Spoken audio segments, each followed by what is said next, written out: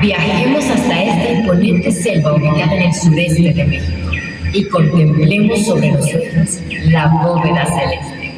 Miles de estrellas, mágicos planetas e inmensos espacios. Frente a este majestuoso paisaje, no podemos evitar hacernos algunas preguntas. ¿Qué lugar ocupo en el universo? ¿Será posible encontrar un orden en este infinito cielo estrellado? ¿Podemos imaginarlo habitado por dioses y deidades? No somos los únicos que nos hemos hecho estas preguntas. Hace cerca de 2000 años surgió en esta selva una gran civilización desarrollada alrededor de estos cuestionamientos. Te invito a conocer las respuestas que aquellos hombres del México antiguo encontraron. Te invito a conocer los mayas, planeación cósmica.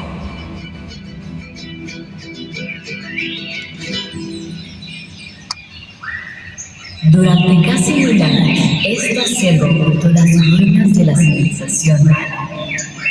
Grandes ciudades, espectaculares monumentos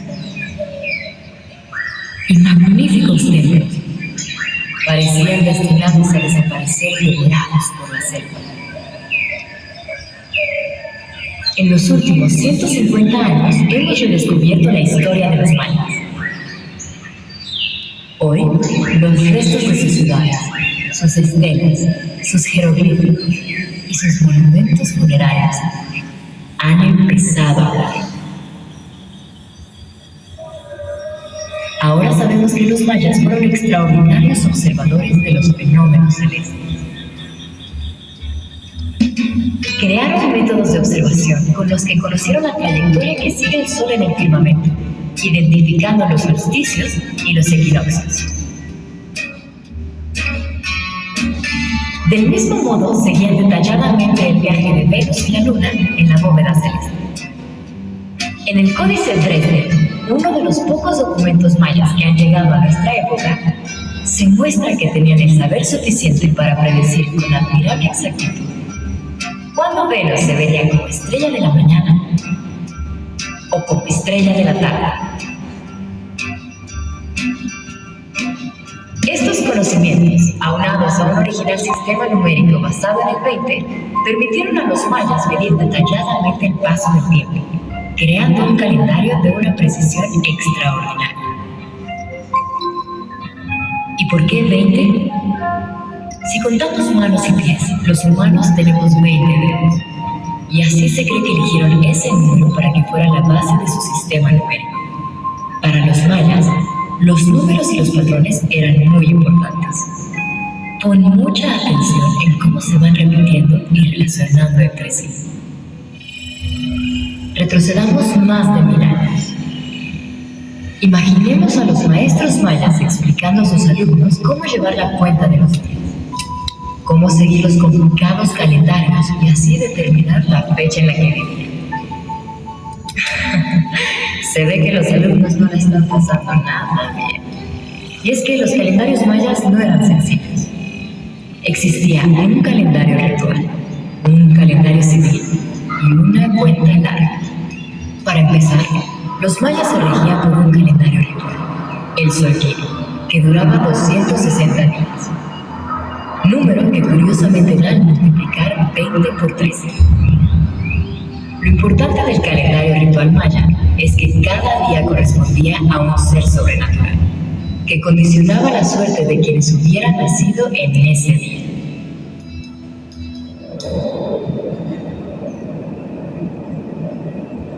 Además existía un calendario civil, donde el año solar de 365 días se dividía en 18 meses de 20 días cada uno, más 5 con los que completaban ese ciclo solar. que por cierto se consideraban propensos al infortunio. Y para terminar, estaba la cuenta larga, que combinaba los nombres de los días en los calendarios civil y ritual, a manera de una rueda calendárica, la cual contaba con 18.890 días. Así pues, los mayas conocían con precisión el movimiento de los astros. Además, habían incorporado ese conocimiento a sus calendarios y sabían en qué época del año se entraba o cuál era la mejor época para iniciar una guerra.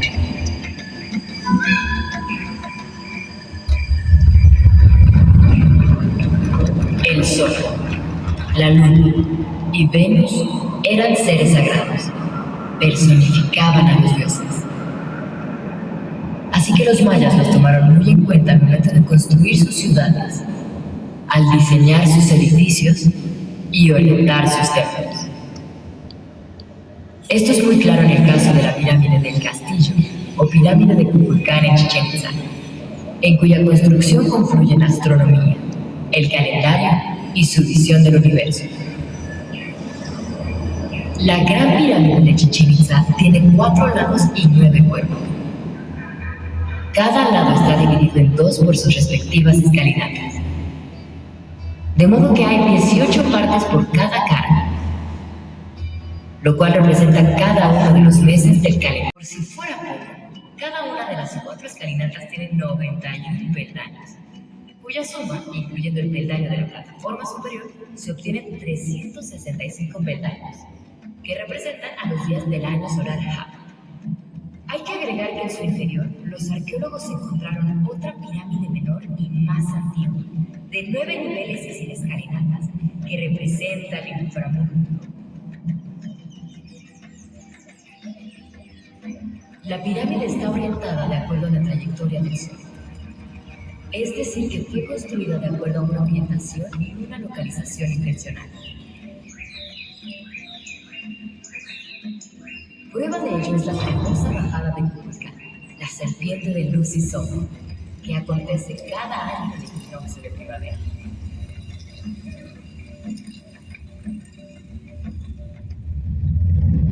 Otra impresionante estructura arquitectónica de Chichén Itzá es el caracol. En este caso estamos ante un auténtico observatorio astronómico. Te invito a experimentar en carne propia las posibilidades de esta asombrosa construcción. Los mayas estudiaban el horizonte desde posiciones fijas como esta, y de preferencia en el amanecer o el atardecer. Sus observaciones astronómicas buscaban establecer los lugares por donde aparecían o se ocultaban los astros, particularmente Venus, el Sol o la Luna. Lo extraordinario es que este edificio está construido como observatorio privilegiado de ciertos fenómenos muy específicos. Por ejemplo, una de las ventanas nos muestra el lugar exacto donde se produce la puesta del sol en los equinoccios. Cuando el sacerdote maya contemplaba este fenómeno, podía estar seguro de que había llegado el momento preciso para la siembra.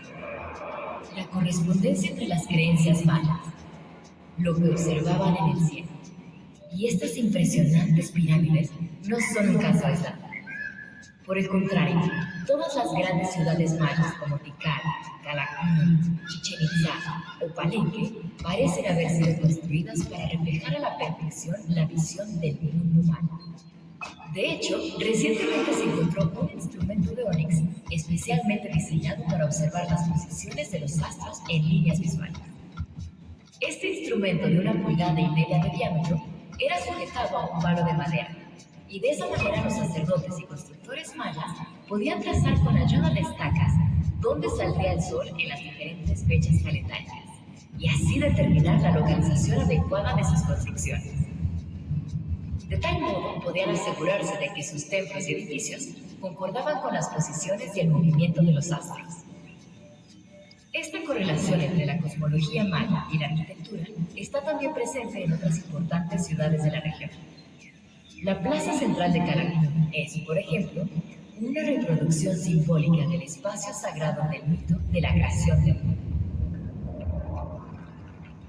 Al mismo tiempo, Las plazas eran el espacio para que el pueblo participara en las ceremonias religiosas. Los templos en las cúspides de las pirámides estaban destinados a los sacerdotes, que eran representantes de los dioses. Otras construcciones también recreaban la cosmogonía maya. Notables en este sentido son los juegos de pelota. El campo más impactante por sus dimensiones es el de Chichén Itzá. En esta celebración religiosa, los jugadores usaban una pelota de caucho y al parecer solo podían golpearla usando sus caderas y muslos. ¿Y cuál era el significado de este juego? La clave para entender el juego de pelota se encuentra en el mito de Hunahpu-Eshbalak. Los antiguos mayas relataban la historia de dos jóvenes gemelos que practicaban el juego de pelota a las puertas del inframundo. Entonces, desafiaron a los señores de la oscuridad, y a pesar de que en cierto punto uno de los héroes es decapitado, los gemelos terminaron victoriosos, ascendiendo así por el firmamento, ahora como el sol y la luna.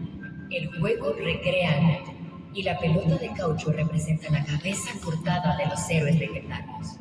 La cancha simboliza una especie de abismo artificial, una entrada al inframundo, y los jugadores recrean la aventura espiritual de los gemelos mitológicos, capaces de vencer a la muerte y completar el ciclo de la vida.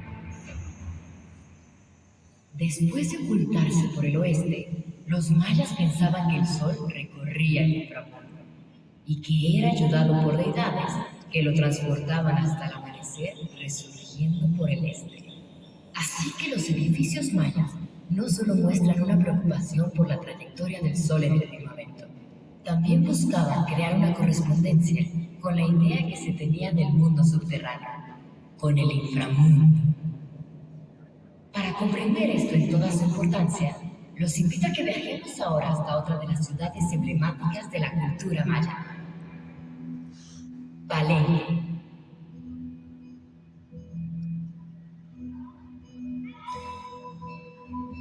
La tumba del rey Kinech Hanap Pakal permaneció oculta por más de 1000 años.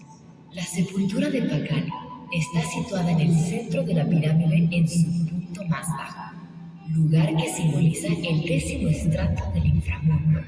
A este sitio se llega desde lo alto de la pirámide, en un viaje que representa el descenso a Xibalbá, el inframundo que los espíritus habrían de recorrer después de la muerte. En el piso del templo de las inscripciones se encontraron 12 incisiones en una gran losa que conducía a una maravillosa cámara mortuoria.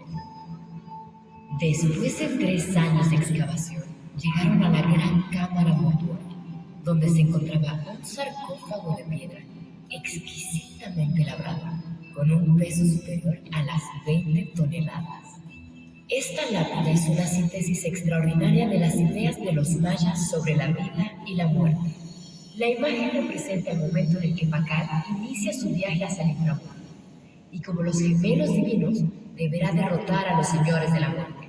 Entonces, podrá renacer como dios del maíz y ascender hacia el plano divino. Si el templo de las inscripciones representa el inframundo, otra de las estructuras arquitectónicas de Palenque, el llamado Templo de la Cruz, se puede considerar como pirámide celeste, ya que en el acceso del templo superior se encontró la representación de las constelaciones Osa Menor y Osa Mayor. El edificio tiene un basamento de 13 niveles y en la cúspide un recinto dedicado al dios supremo Itzamna, constituyendo una representación arquitectónica del cielo. Como hemos visto, el rey Pakal fue inmortalizado bajando al inframundo para luchar con los señores de la muerte y después ascender al cielo estrellado. Y esa es precisamente la batalla que según los mayas debe librar el sol cada noche. Después de ocultarse por el oeste, el sol recorre el inframundo hasta el amanecer, volviendo a aparecer por el este. Pero hay otros momentos en que el sol corre peligro de muerte: los eclipses. Un eclipse se produce cuando el sol, la luna y la tierra se alinean de una manera determinada. En un eclipse solar, la luna oculta al sol, interponiéndose entre él y la tierra.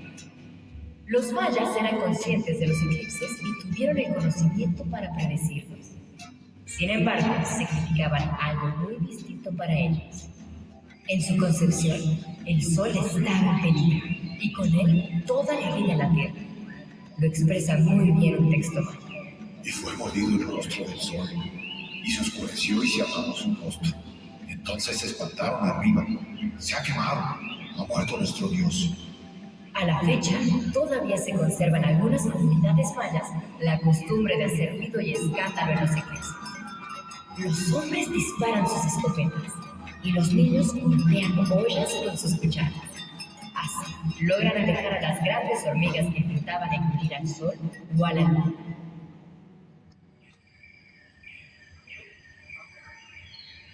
Vamos llegando al final de nuestro viaje. No hay duda que los mayas, a través de la cuidadosa observación del cielo, lograron un conocimiento importante en el campo de la astronomía y lo utilizaron para crear un sistema de creencias sobre su lugar en el ciclo de la vida y el universo. Ahora sabemos que construyeron sus ciudades, templos, calendarios y monumentos de modo que reflejaran estas creencias y pusieron especial énfasis en lograr una relación con los dioses y los cuerpos celestes que los representan. Es decir, que no solo observaron los fenómenos astronómicos, sino que los incorporaron a su arquitectura, su calendario y sus rituales.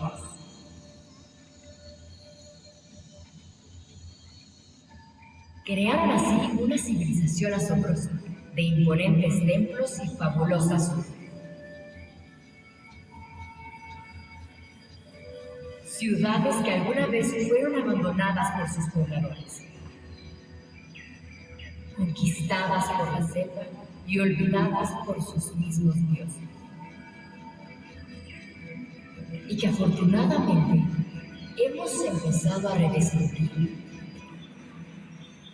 y estamos aprendiendo a escuchar.